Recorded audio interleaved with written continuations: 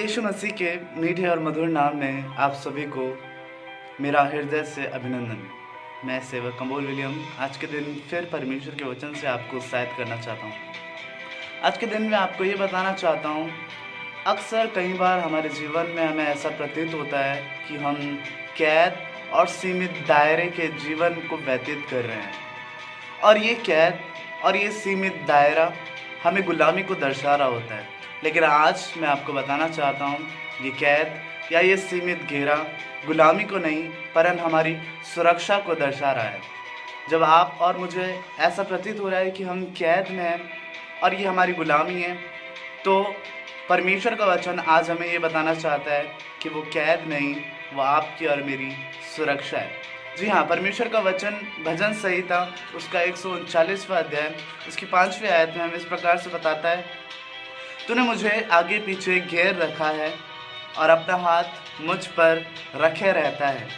7वीं आयत में इस प्रकार से लिखा है, मैं तेरे आत्मा से भाग कर किधर जाऊं या तेरे सामने से किधर भागूं।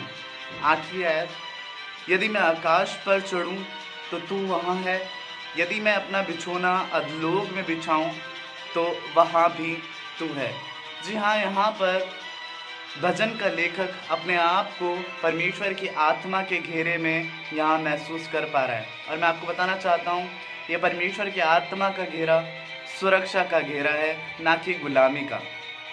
एक उदाहरण के लिए आपको समझाना चाहता हूँ। इन परिस्थितियों में ये उदाहरण शायद सबसे बेहतर होगा।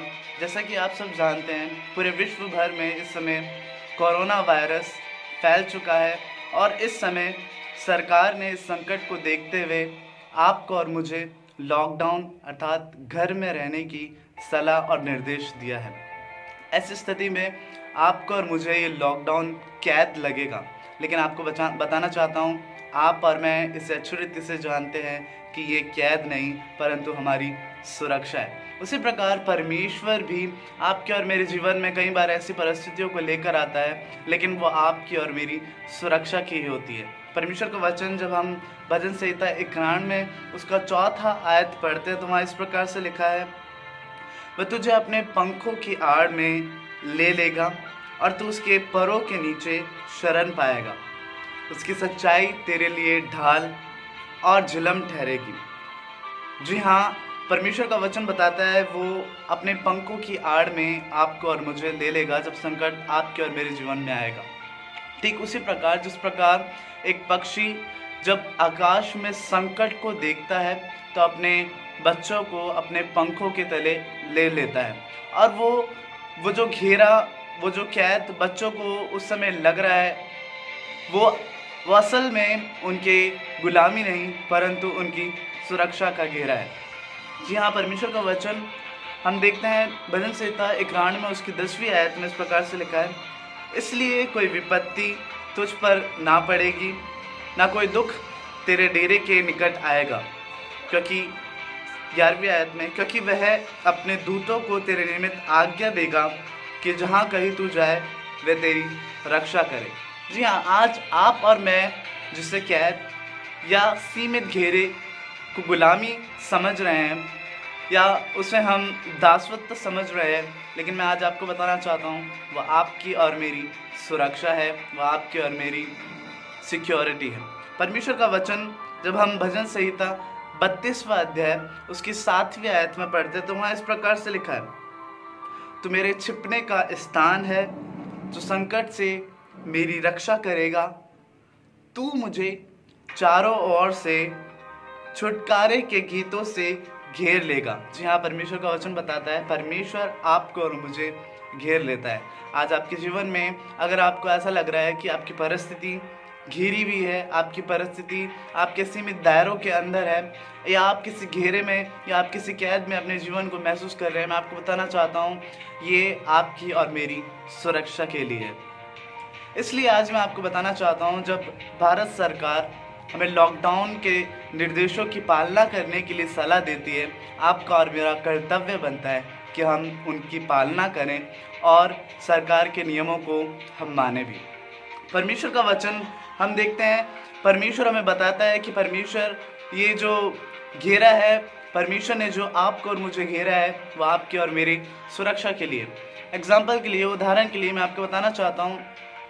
देखिए, किसी बैंक में दो जवान बच्चों ने डाका डाला या चोरी करने का प्रयत्न किया, लेकिन ठीक उसी समय उस जगह पुलिस पहुंच जाती है और पुलिस उस बिल्डिंग को, उस बैंक को बाहर से घेर लेती है और वो अपने माइक से वहाँ आवाज़ देते हुए, आह्वान करते हुए कहते हैं कि अब आपको चारों तरफ से घेर लिया गया है, इसलिए अपने हाथों को आप ऊपर उठाकर समर्पण की स्थिति में बाहर आ जाए। यहाँ से आप जो है हमारे साथ चलेंगे। और आप जानते हैं कि आगे क्या होगा। पुलिस वाले उन दोनों बच्चों को पकड़ लेंगे, लेकिन आपको बताना चाहता हूँ, जहाँ उन बच्चों को लगेगा वो कैद है, लेकिन यहाँ पर वो कैद नहीं, वो उनकी सुरक्षा है। उनका जीवन खराब होते होते बच गया, उनका जीवन गलत रास्ते में जाते जाते बच गया, क्योंकि यहाँ पर पुलिस वालों ने उन्हें बचा लिया। उसी प्रकार से आपका और मेरा जीवन भी है। जब हम हाथ उठाकर परमेश्वर के सामने समर्पण करते हैं तो आपका और मेरा जीवन नष्ट होने से बच जाता है, आपका और मेरा जीवन गलत राहों में जाने से बच जाता है। इसलिए जिस घेरे को आप गुलामी का घेरा समझ रहे हैं, वो सुरक्षा का घेरा है। परमेश्वर का वचन हमें इस रीति से बताता है, कई लोगों ने कैद में परमेश्वर की आशीषों को पाया। अक्सर जब आपके जीवन में सीमित घेरे आएंगे या कैद की ऐसी परिस्थिति आएगी, वहाँ पर आप परमेश्वर की आशीषों को हासिल कर सकते हैं। परमेश्वर का वचन बताता है, पौलुस और सिलास घेरे में थे, एक समय वो बंदी गृह में थे, एक समय वो कैद में थे, लेकिन वचन हमें इस रीति से बताता है कि उस कैद में उन्हें कुछ नुकसान नहीं हुआ, परंतु उनकी कैद के द्वारा, उनके उस कैद में रहने से, उनके उस कैद में रहने के कारण ही एक पूरा परिवार, उस कैद के बंदी गृह के दरोगा का पूरा परिवार बच जाता है। हम देखते हैं यूहन्ना जो प्रभु यीशु मसीह का प्रिय चेला था, वो भी पतमुस की कैद में ही प्रकाशन को प्राप्त करता है। आज मैं आपको बताना चाहता हूँ, जो आपको कैद लग रहा है, हो सकता है वो आपकी आशीषों का मार्ग खोल रहा है, हो सकता है वो आपको एक नए आयामों की आशीषों में ले जा रहा है। इसलिए आप अपनी कैद को गुलामी ना समझे, परमेश्वर के करीब आने का सबसे अच्छा समय शायद यही है। यूहन्ना ने प्रकाशन प्राप्त किया पतमुस के उस कैद में। देखिए, पौलुस ने यहाँ पर दरोगा के पूरे परिवार को बचा लिया उसी कैद में। आपको बताना चाहता हूँ, उसी कैद में सैमसन नामक परमेश्वर का नबी, परमेश्वर के दास ने दुगनी सामर्थ को अनुभव किया। आपको बताना चाहता हूँ, शद्रक, मेशक और अबेदनगो तीनों उसी कैद के अंदर, उसी आग के अंदर, दानियल शेरों की मान के अंदर परमेश्वर की असीम सामर्थ को, परमेश्वर के सामर्थ्य को महसूस कर पाए। आज आपके और मेरे जीवन में भी अगर आपको लग रहा है कैद है, तो शायद आप और मैं परमेश्वर की सामर्थ को महसूस करने जा रहे हैं। हम परमेश्वर से प्रकाशनों को प्राप्त करने जा रहे हैं।